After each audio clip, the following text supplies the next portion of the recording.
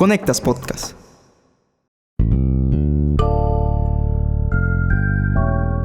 No exageramos si decimos que estamos ya en un nuevo orden o desorden mundial y que las tensiones económicas y políticas nos tienen permanentemente en vilo.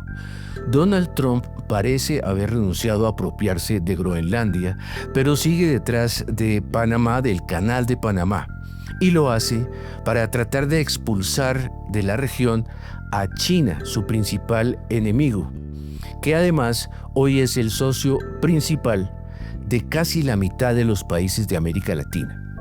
Esta semana en Tenemos que hablar, Estados Unidos versus China, la batalla estratégica por América Latina.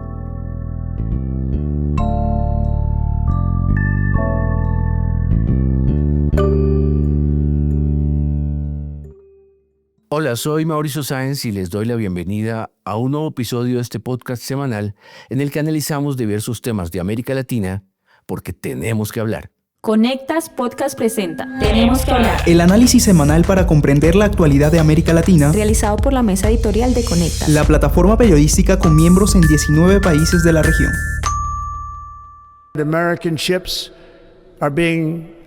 Las naves estadounidenses están severamente sobrecargadas y no han sido tratadas de manera justa, y eso incluye a la Marina de Estados Unidos. Y sobre todo, China está operando el Canal de Panamá, pero no se lo dimos a China, se lo dimos a Panamá, y lo vamos a recuperar. Hace un año, al asumir el poder, Donald Trump puso el tono de su segundo mandato al anunciar que iba a recuperar el control del Canal de Panamá, supuestamente en manos chinas. Apenas comenzaban las polémicas que han convertido la disputa entre China y Estados Unidos en un campo minado para nuestros países. Para analizar este tema tenemos hoy con nosotros a Fabiola Chambi, editora de Conectas. Bienvenida, Fabiola. Hola Mauricio, un tema que nos obliga a hablar de este nuevo mundo que nos tiene confundidos y preocupados a todos. Fabiola, cuando Trump derrocó a Maduro también estaba pensando en bloquear a China en un país como Venezuela, tan rico en recursos naturales. Por eso las constantes amenazas sobre Panamá, sobre el Canal de Panamá, siguen pesando y cada vez con más fuerza sobre los panameños como una especie de espada de Damocles. Fabi, comencemos por la forma como se calmaron las aguas en el Istmo, al menos por ahora. Sí, China tiene una importante presencia en Panamá con empresas públicas y privadas que invierten miles de millones de dólares. Y es clave porque en este canal de 80 kilómetros circula casi el 6% del comercio global.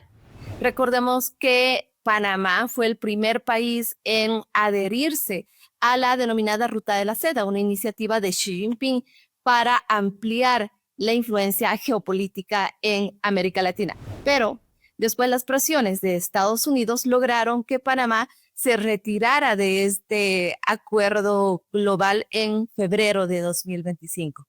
Además, Washington y Panamá firmaron acuerdos que permiten a tropas estadounidenses realizar ejercicios durante 3 años en territorio panameño. Pero, por supuesto, aclaran que eso no significa cesión de soberanía. En todo caso, China logró mantener el control de los puertos que tiene en ambos extremos del canal, al menos por ahora. Claro, y mientras Estados Unidos refuerza su postura colonialista, China impulsa su discurso de soberanía de los estados. Tal como se vio en la reunión de Davos de esta semana, en la que China se presentó como el socio estable, el socio confiable, mientras Donald Trump pronunció un discurso casi delirante, lleno de amenazas. Falta ver qué tantas de esas amenazas las va a cumplir y si esa estrategia le va a funcionar en nuestra región. Sobre esto hablé con Percival de Solá, el exdirector de la Fundación Andrés Bello y del Centro de Investigación Chino-Latinoamericano. Él me explicaba que si bien Estados Unidos ha comenzado una estrategia con acciones más unilaterales, esto no significa que esté disminuyendo su poder y su presencia en otras partes, como tampoco significa que China esté cediendo su territorio o su espacio de influencia en Latinoamérica. Pero sí, va a haber un nuevo análisis de riesgo tanto de Beijing como de las capitales latinoamericanas. Hay una ambigüedad bastante, entre comillas, barata, fácil, que los gobiernos, los distintos países estuvieron jugando por muchos años en no tomar posiciones. Hoy en día, yo creo que después del 3 de enero, esa ambigüedad va a comenzar a tomar costos, a tener costos, y los distintos gobiernos van a tener que tomar posicionamiento claro frente a cómo interactúan con ambas potencias. La captura de Maduro es una clara señal de parte de Estados Unidos de lo que está dispuesto a hacer, es decir, hacer uso de la fuerza militar como herramienta política. Entonces, creo que la acción es una señal clara que busca marcar un precedente de hasta dónde está dispuesto a llegar a Estados Unidos para hacer valer sus intereses estratégicos. Obviamente eso tiene que ser interpretado tanto por Beijing como por todas las capitales latinoamericanas. Es que China lleva más de 20 años ocupando los espacios que Estados Unidos ha dejado libres en la región. Y hoy en día se ha convertido en el principal socio comercial de 14 de los 33 países de América Latina. Y a esto te añado, Mauricio, que China, a pesar de la política arancelaria de Trump, ha podido lograr el mayor superávit de su historia el año pasado. Y según un reciente estudio del Centro de Estudios del Parlamento Europeo, precisamente, las estimaciones apuntan a que el intercambio comercial entre China y América Latina podría superar los 700.000 millones de dólares hacia 2035. Y en países como México, Brasil o Chile tiene inversiones en ferrocarriles, en carreteras, en producción de automóviles, en minería, y en Perú tiene nada menos que el megapuerto de Chancay, que es el vínculo, la conexión entre Sudamérica y el Asia-Pacífico. Pero ¿qué tanto tiene o tenía China en Venezuela? Según explicó De Sola, esta relación se ha ido deteriorando. Durante años, más bien la cercanía que todos conocíamos entre China y Venezuela se ha traducido más en un salvavidas de Beijing para Caracas. Pero, por ejemplo, el último préstamo que le otorgó China a Venezuela fue el año 2016. A partir del 2013, cuando Nicolás Maduro toma el poder, ya de por sí la relación venía en bajada por la simple y llana razón de que el gobierno venezolano despilfarró y muchísimo de ese dinero que fue prestado, que en teoría debió haber ido para, por un lado, inversión en materia petrolera, pero también a nivel de infraestructura vial y social en Venezuela. Y creo que, o sea, hay evidencia bastante clara de que esas inversiones no se llevaron a cabo. El fondo chino venezolano está marcado por infinidad de casos de corrupción. Eso no pasó por desapercibido por las autoridades chinas. Las delegaciones que han visitado Venezuela en los últimos 10 años han ido bajando poco a poco de jerarquía. Eso me da a mí una clara señal de dónde se encuentra Venezuela en la escalera de prioridades de China a nivel latinoamericano. Han habido múltiples intentos por parte del gobierno de Nicolás Maduro de reestructurar deuda, de pedir nuevos préstamos, de solicitar inversión, que todos han sido denegados por China. Y con seguridad China no se va a quedar de brazos cruzados para tratar de recuperar esos dineros que tiene invertidos en Venezuela. Pero Fabiola, no olvidemos o no dejemos de mencionar el caso de Argentina, que es muy interesante, porque Javier Milei se declara permanentemente el mayor admirador de Trump y este le dio 20.000 millones de dólares en un swap de deuda, lo cual no le ha impedido al argentino seguir con sus relaciones con China que ya era desde antes de su periodo el mayor socio comercial de Argentina. ¿Será que esta especie de pragmatismo es la estrategia para navegar estas aguas de tormenta? Podríamos pensar en algunos escenarios. Rodrigo Murillo, él es historiador y analista internacional, recuerda que en el pasado hubo intentos de fortalecer la presencia norteamericana en la región, pero fracasaron. Y eso más bien marcó un retiro que fue ocupado por terceras potencias. ¿Cómo es que China ha llegado a este nivel de influencia? Pues hasta ahora, digamos, nadie ponía en tela de juicio el declive paulatino de los Estados Unidos.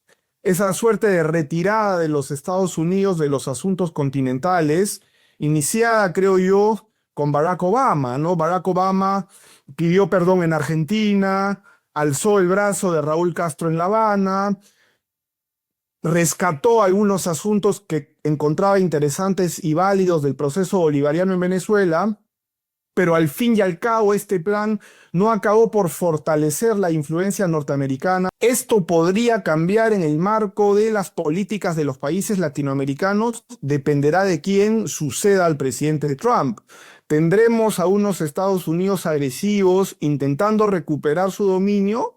¿O tendremos, por el contrario, a los otros Estados Unidos más conciliadores que pierden invariablemente posición? Creo que la respuesta viene de ambos lados y es hoy día difícil de prever. Cuando Trump asumió el poder hace justamente un año, todos pensamos que se iba a dedicar a sus problemas domésticos primero que todo, con su famoso America First. Pero en realidad ha hecho todo lo contrario y la verdad es que tiene el mundo patas arriba. Exacto, Mauricio. Después de Venezuela, creo que muchos pensamos que todo podría pasar y ahora ha subido la tensión con Groenlandia, este territorio autónomo del Ártico gobernado por Dinamarca. Y en este tema sí que nos dejó locos. Fíjate que primero publicó unas imágenes creadas con inteligencia artificial en las que aparecía como el conquistador de Groenlandia, de Canadá y de Venezuela. Y luego anunció sorpresivamente un acuerdo con la OTAN para proteger esa isla danesa de la influencia o de la presencia de China y de Rusia. Y ahora que hablamos de Rusia, justamente deberíamos preguntarnos por cuál es la presencia de ese gigante en el actual panorama hemisférico. Esto también conversé con los expertos. Ellos consideran que Rusia, por lo menos en la región, tiene más una influencia política que comercial, pero sí es un actor a tomar en cuenta. Escuchemos lo que me dijo Rodrigo Murillo.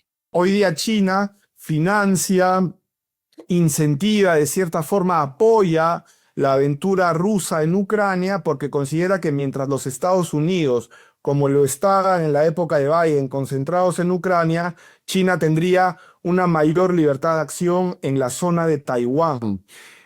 Rusia por sí sola hoy día podría contestar el dominio o la influencia norteamericana en América, para nada. La mejor forma de cotejarlo es viendo el estado actual de la Armada o de la Marina de Guerra rusa, que no tiene ninguna posibilidad de proyección más allá de sus mares inmediatos. Pero si Rusia se encuentra a sí misma en esta suerte de asociación política en la que hoy día China juega el rol preponderante, es decir, si Rusia logra encontrar una plaza soberana al costado y viendo a China de igual a igual, ese binomio Rusia-China de unirse, sí yo creo podría ejercer un contrapeso más respetable a los Estados Unidos. Entonces, según parece, según lo que dice el experto, el papel de Rusia en este panorama pues resulta más bien marginal. Pero, Fabiola, ¿hay otra salida que no sea la confrontación, que es lo que quiere permanentemente Trump?